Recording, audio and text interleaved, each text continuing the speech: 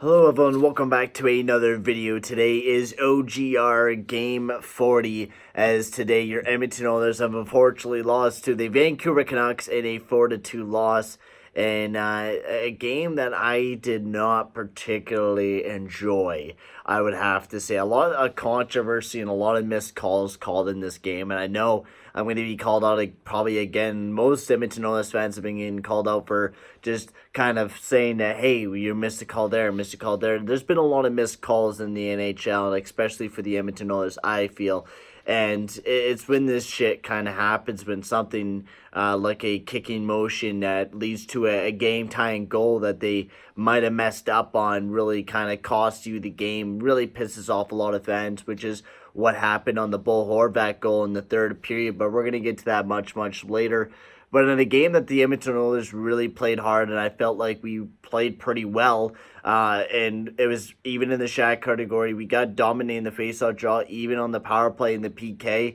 I mean, we did let in one goal in the PK, but it was in the third period where we just kind of let go, and the Vancouver Canucks really took over after a kind of a goal that we thought was going to be overturned for sure. We also got a big goal in the power play. Oscar Klefbom from the point got us a big one there. But honestly, it was a very even game between the Vancouver Canucks and the Edmonton Oilers. It's back and forth. We played really well defensively. Mika Koskinen played stellar last night, even for the 4 goals that went in the back of the net. One was the empty netter, so I mean, one doesn't really count, which is Louis Eriksson's second goal of the year. Congratulations to you. The only 2 goals you've had was against the Edmonton Oilers, and the other one was an empty netter, so who really gives a fuck about Louis Eriksson?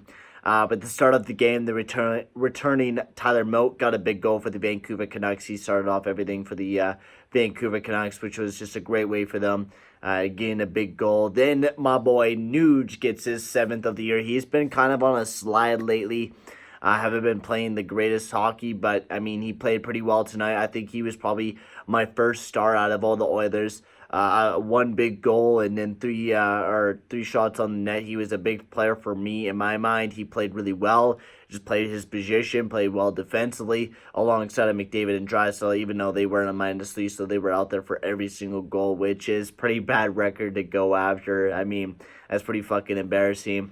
I mean, this team played really well, the Edmonton Oilers. I don't think I have one single player to call out that played like garbage. Everyone honestly played very, very well. There wasn't one player that I was like, yeah, this player needs to be called out. But every player really started playing really well, and I was happy with the way that the Edmonton Oilers played. It's just the puck didn't go our way. I mean, we dominated the first 2 periods, and with Oscar Klefbom getting his 4th of the year on the power play, I really did feel like we were going to win this game. I really did feel that we were going to be able to shut down defensively, and then the kicking motion. I really would like to hear what you guys think in the comments section, because for me, that's a kicking motion, because you're turning your skate, right? Because he had it this way going this way. He had it going straight. And then he turned it when the puck was coming along.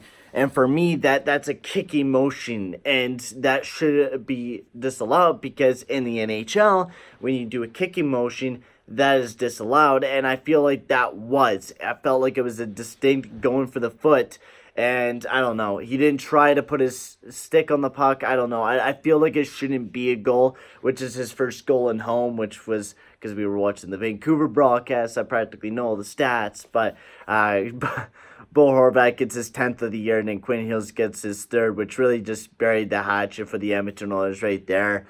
Getting in the 3rd there. I knew we weren't going to be able to mount a comeback because of the way that the Vancouver Canucks were playing. They were just playing some good shutdown hockey, and they were playing just overall better in the 3rd period than what we were. And just it was a good game by the Vancouver Canucks. I mean, we played a lot better, and I felt like we deserved that victory for sure. There was a lot of missed calls. I mean, on the power play, there was a slash for Tanner Pearson that they didn't call, but they called it a high stick, and then there's a lot of missed calls, and the exact same thing with McDavid, where they grab onto him, pull on him. That should be penalties, and obvious penalties too. And it's kind of fucking embarrassing that the refs don't call this shit when they possibly could. And when it costs you a game like this, and usually I'm always complaining about this, even if we win a fucking game, I'm still complaining about the penalties that the NHL refs miss and stuff like that. There should be a lot of more calls on both McDavid and Draisaitl, which I was really happy with the hook that got called on Draisaitl, where Tanner Pearson practically just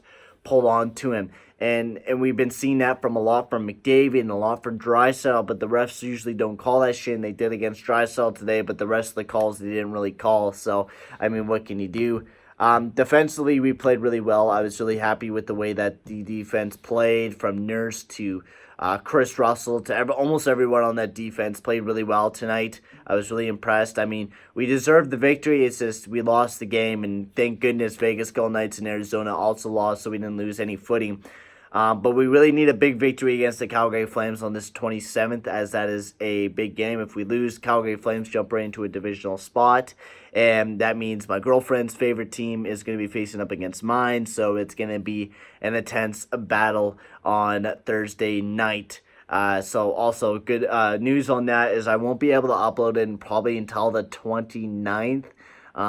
Because of the fact that I'll be at my grandparents'. They don't have any internet, so I won't be able to upload any videos during that time while I'm there. But I'll make sure I have a bunch of pre-planned videos going up at the times that I want them to go up before I head off to my grandparents', just to let you guys know. So there will be some videos being uploaded over the next couple days to plan towards those days. Also, the EA Sports, they lost a big game as they're now 25-15.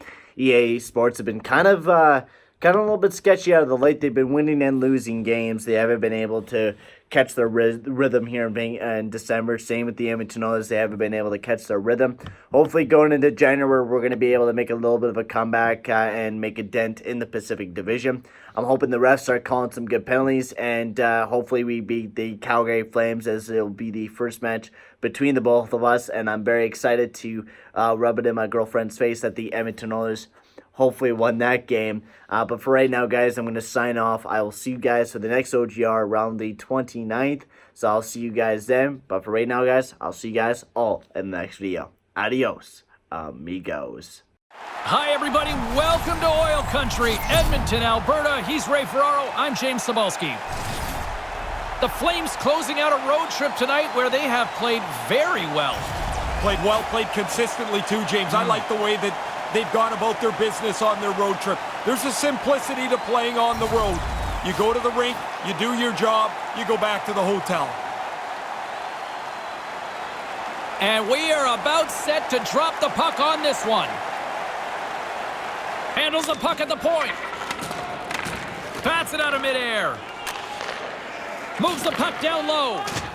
And down he goes as the puck goes free. Jostling for the puck. Oh, quick one here, and look at this, the first goal of the game. Man, I don't even think anyone's really settled into the game yet. And already we have the game's first goal.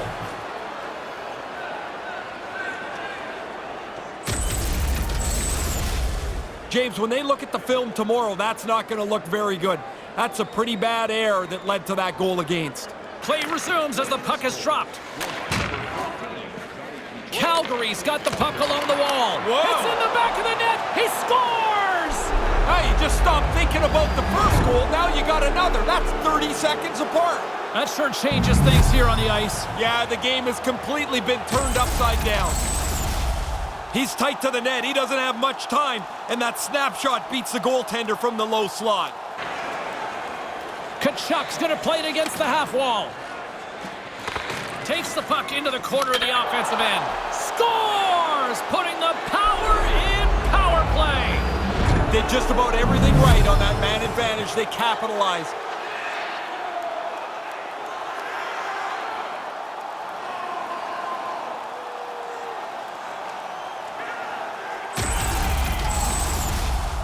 You'd expect that. The team's leading goal scorer finishes another one. Play resumes as they win the draw here inside the offensive zone. And with just seconds to spare, they get a goal here to close things out. You got to look at it from both ways. That's a real kick in the pants for the team that gave up the goal. But what a boost of energy for them to score this late in the period. Oh, Shooter puts his own rebound away. That's a nice play. But man, the goalie burped this rebound out. Made it way too easy for him. It's swooping in on the attack. Takes the feed from the slot, and that's another power play marker. The power play coach is going to be pumped here. They had done some extra work on the power play over the last 10 days or so, really paying off tonight.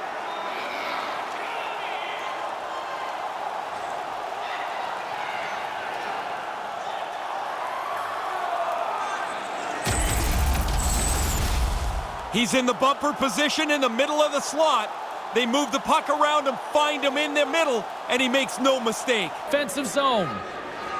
Moves the puck into the attacking area. And that's broken up with a stick in front. Scores! They score back-to-back goals. They stay aggressive after getting the first one. They tack another one on here. That's a scorer's goal right there. That puck is on and off his stick in a hurry. He's so tight to the net, he has to get rid of it before the goalie can readjust.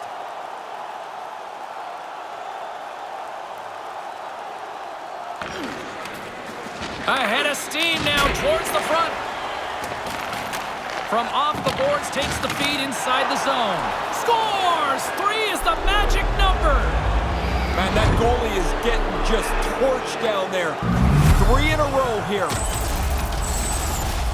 Goalie just can't keep up with this. He's close to the net, but he's still able to have enough room to beat the goaltender. They say it's a game of inches. James, if that puck is a couple of inches to the side, that hits the post and goes in. It is all over. It's like the old song goes, all they do is win, win, win. Man, it's fun when you play like this. Your team goes into a game you almost know you're going to win, and they've put together a long winning streak. And that'll do it for Ray Ferraro. I'm James Cebulski. Thank you.